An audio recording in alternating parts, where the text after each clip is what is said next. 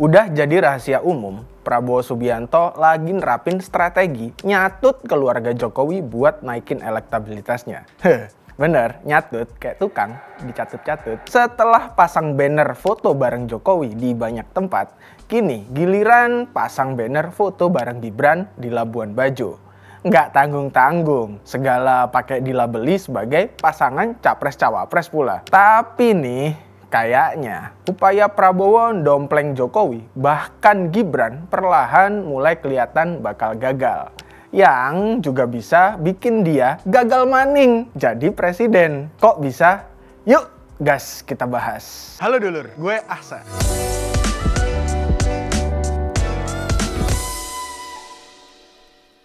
Halo dulur, gue Ahsan. Selamat datang lagi di Think Tank. Kenaikan elektabilitas Prabowo kemarin-kemarin emang nggak lepas dari strateginya nyatut popularitas Jokowi.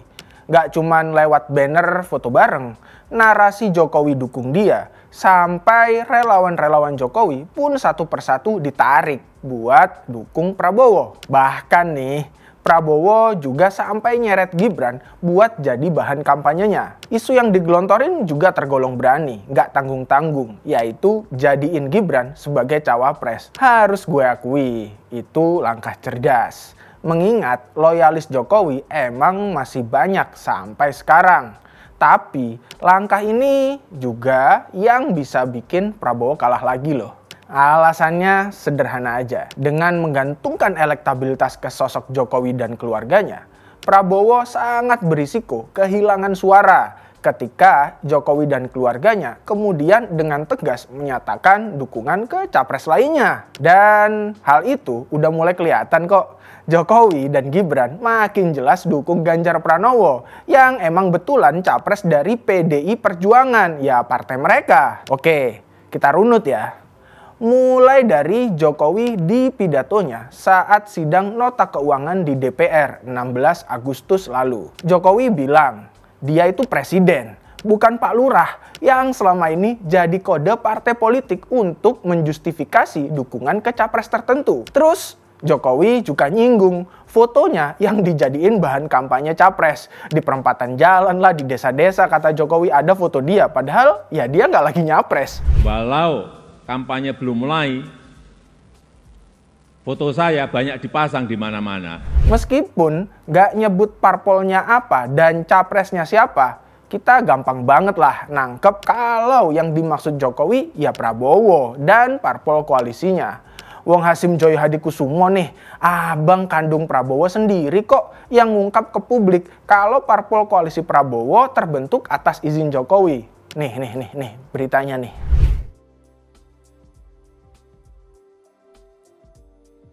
Ya, itu soal Jokowi. Terus Gibran gimana? Nah, buat yang satu ini, kita semua harus terima kasih sama PSI yang kemudian bisa nunjukin sebenarnya wajah Gibran kayak gimana. Belakangan nih, Gibran udah nunjukin dirinya makin banteng, makin solid sebagai kader PDI Perjuangan yang ngusung Ganjar sebagai capres. Kayak yang gue bilang tadi, terima kasih sama PSI. Soalnya Gibran tegas nolak dipakein jaket PSI pas acara Kopdarnas PSI. Alasannya ya karena dia masih kader PDIP. Kalau gue jadi kader PSI sih ya pasti malu ya. Niatnya mau bajak kader partai lain, tapi ujungnya ditolak mentah-mentah.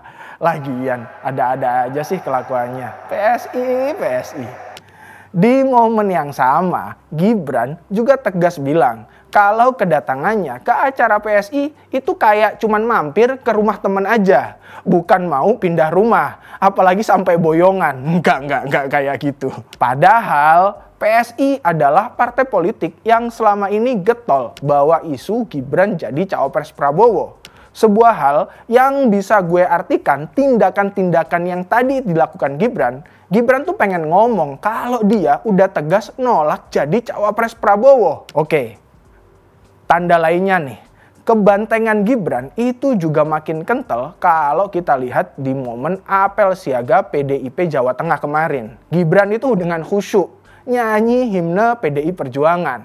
semangat juga dia teriak Ganjar presiden kayak kader PDIP lain. Bahkan nih, sebelumnya Gibran terang-terangan nempelin stiker Ganjar presiden ke rumah-rumah warga. Nah, kebantengan apa lagi yang kalian cari dari Gibran? Banteng banget, bos. Soal banner Prabowo Gibran yang ada di Labuan Bajo, Gibran juga bilang kalau fotonya itu dicatut tanpa izin. Nah, ini kan bagi gue kayak Gibran tuh bilang, Pak Prabowo, gue males jadi cawapres lu. sementara Prabowo masih, Ayo.